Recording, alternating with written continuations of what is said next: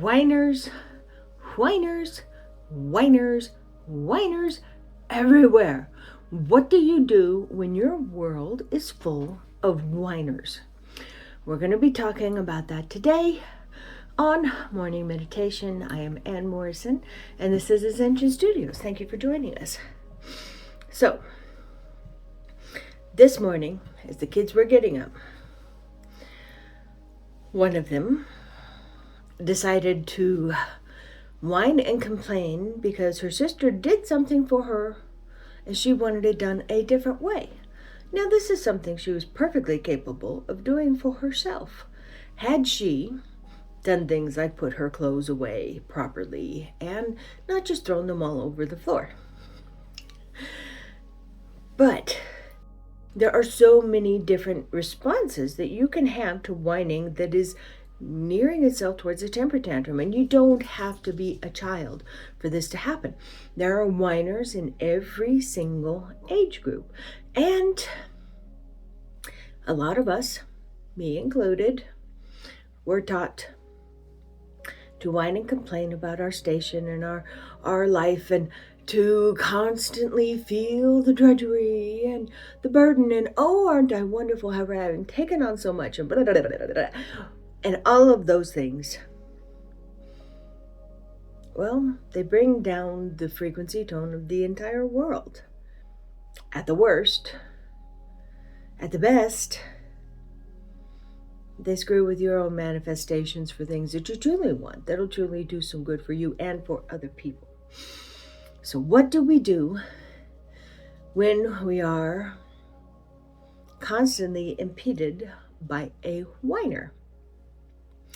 Well, the first thing is we have to check it in ourselves. Where is it that I'm spending time? Now, there is a difference, okay, between venting and simple whining.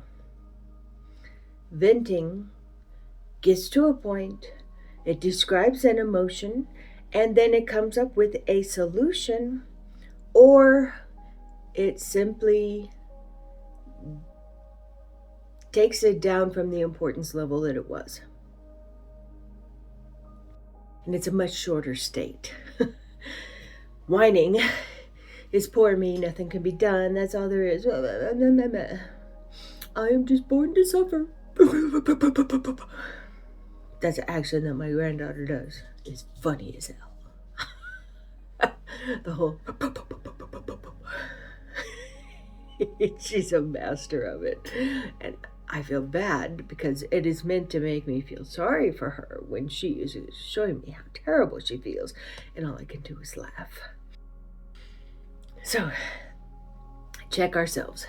If it feels like I am whining just so other people notice how hard it is for me, am I sympathy seeking? Am I trying to get attention for the fact that I am doing something hard here and nobody seems to be noticing? That's whining. If it is, I'm having a hard time figuring this out, it's not working, it's really tough right now, and I'm going to come to a solution, then it is venting. And there's a difference. If you are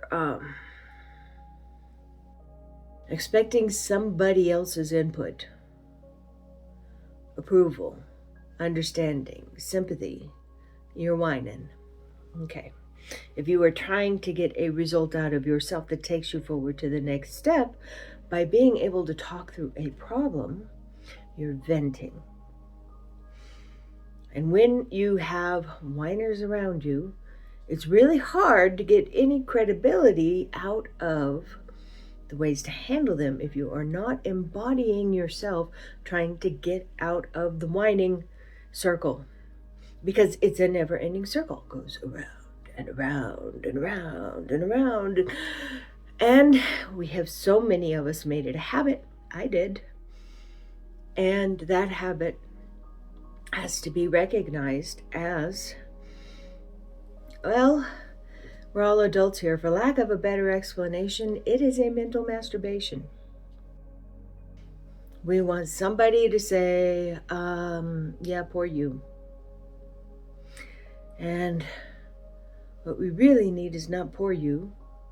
We need, hey, if you tried this, then maybe, or hey, it might not be as big a problem as you think. And this is where having a true friend, partner, relationship in your life that isn't afraid to confront you a little bit without tearing you down is really, really helpful. But when you encounter a whiner and they're coming up to you and they're looking for your sympathy, I mean, they're really energy draining, aren't they? Just, oh, God, not again. So when you encounter a whiner, first of all, let them finish. Doesn't matter how long it takes. Let them finish. They're going to be on a roll, and if you knock them off, they're going to get right back on that train track. They just got to do it a few different extra steps. So you're going to get a hell of a lot less whining by letting them finish the first time. And then, if it is something that is overblown, I hear you. I am seeing that there's a solution here, that maybe this isn't quite as drastic as it seems at the moment. But I recognize that you're feeling the impact of that. Do you want to talk about solutions? Because I'm here for that. And leave it there. You don't have to say, I'm not going to be here for any more whining. Because who knows? Depending upon the day, minute, hour, what have you, you might be. We're human. We are not robots, and we cannot set boundaries with other people that are so hard and stuck in the mud that we lose our humanity as well. And another option is to hear them out, let them finish, and say, I would love to help you with finding solutions. So let me know if that's what you want. I gotta go do this, and I will be back. You okay? Okay. And they're pretty similar, because every person wants to be heard. You do. It is very human to want to be heard, especially when you're hurting. And a person who is whining is hurting. And half of the time, they're not even whining about what they're hurting about. They're whining because they're hurting about something totally different.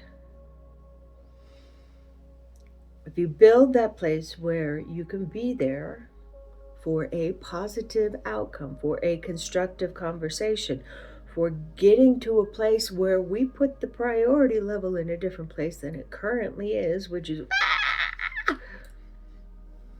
then yeah, I'm there for you. If I'm just going to be here so you can whine and complain and tell me how hard your life is, then they pay people for that. That's therapy right there, honey. You go do that. You talk about the past all you want. Bring it up, roll that thing over, run around like a pig in it. Go ahead. But as long as I'm not getting paid that money, I'm here for constructive forward movement. I'm here to hear you out the first time. I listened. I gave it credence. I heard it. And you have to be there. You got to listen, or you can't use that. Fully be there. Hear them, understand where they're coming from the whole time that you get through that first thing. And then offer what a person can truly do. If this is a person who constantly does this and is complaining and you just can't stand the sight of them anymore, and you say, I'm sorry, but I have things I have to get done. I wish you the best. And you move on. If it's a child of yours that you are dealing with this, don't reward it. Reward a constructive path to the future. Reward understanding your emotions and reward being able to put them in an order of importance in your life that is going to serve you as a human being going forward. But most of all, for you to understand how not to engage with whining, we got to stop doing it ourselves as much as humanly possible. And hey, give yourself kudos for being human. Are we going to screw up? Yeah. And you know what? It's a great lesson to screw up. And it's really difficult when shit is hitting the fan to recognize this is actually going to teach me something that I need going forward. The quickest way out of this is to acknowledge it, to understand that it's teaching me a lesson, and to get fully into learning the lesson of it.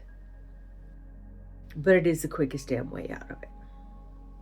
And the quickest way to make sure that your manifestations start working in the world the way you want them to, give up whining, give up blaming, and give up false accusations on yourself. All that drama, I'll never be able, that bullshit. Start talking about what you are able to do. Start talking about what is good in your life. It is really hard to whine in a state of gratitude. So in the worst times of all, you back up, take a step, pull your gratitudes out, change your vibrational frequency, and then you can go forward in a constructive way for yourself. And you can be more help in a constructive way to people who want help in a constructive way. And then you can duck out on simply being a sounding board for a whiner who wants nothing but sympathy. And oh my God, how do you do that? You're so strong. Boring. So, whiner tools.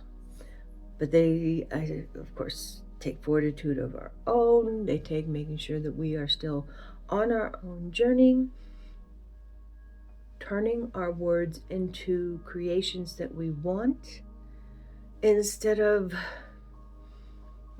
flagellations for a poor me attitude.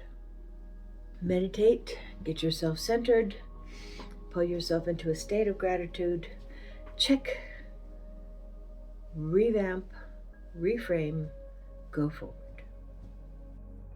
Starting off in the root chakra, way down here in our lap, bare feet on the ground if at all possible. Feel the red. There are 7 different reds that we cannot see in the chakras beneath this one. And it is where your sit-upon is, where you feel the chair under your behind. That is the root chakra. Legs could be all out here. And the sit-upon of your butt, that is where the root chakra is. It's actually below your sexual organs. This is simply the place where you rest and connect with the earth, or connect with the earth when you are resting, which is why it's at the bottom of your butt. Now, feel the grounding. Recognize that there are these other levels down there, that you can notice those frequencies. And you can feel those when you are grounding and connecting as a particle-bound person in this particle-bound existence.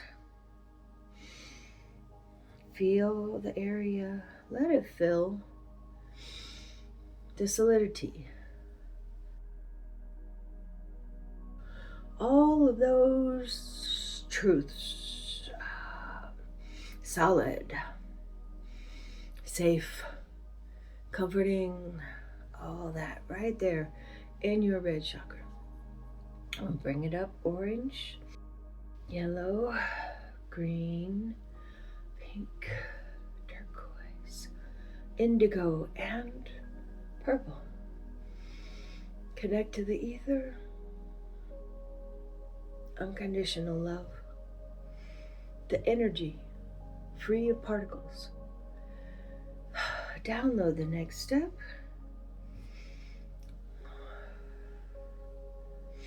Pull yourself into your mind palace. Calm the tornado.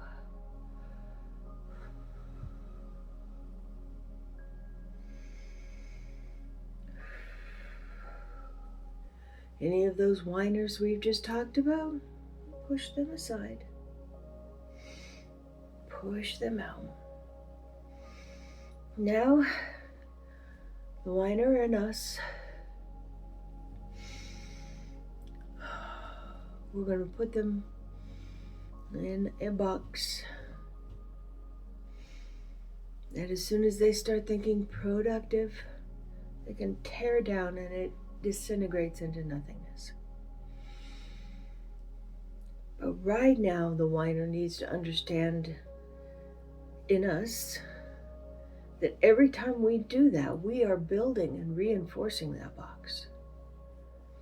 But all it takes is one constructive questioning, one comment, one instance to completely break that box down and have it disintegrate into nothing. At the same token, the next time we whine, bam, back it is again. So we'll take our whiner and we'll put them in that box. And we're going to download the information. And then we're going to say, I am working towards a resolution. Pew, box gone. This may not be as important as I think it is. Pew, box gone. Am I giving this more energy than it deserves? Pew, box gone. Is this advice that I really, really admire? Or isn't it? Pew, box gone. Is it true that I am incapable or is it not? Pew, box gone. When you start emanating into the world a lack of whining, then the world brings you a lack of whining.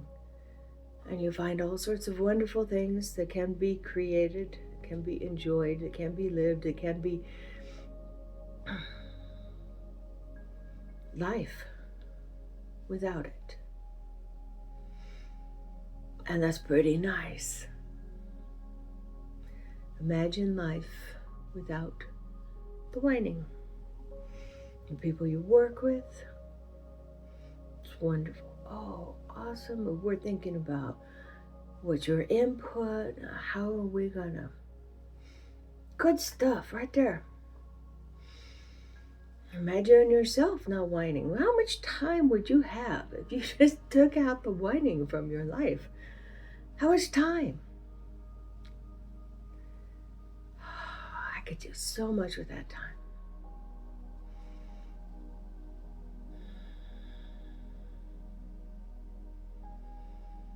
Now take it back up to the crown. Download the next step and the unconditional love. This is a habit. It isn't something bad. It's just something that we will change because we want more from our life. Bring it down. Heart, solar, sacral root. Connect. And come back.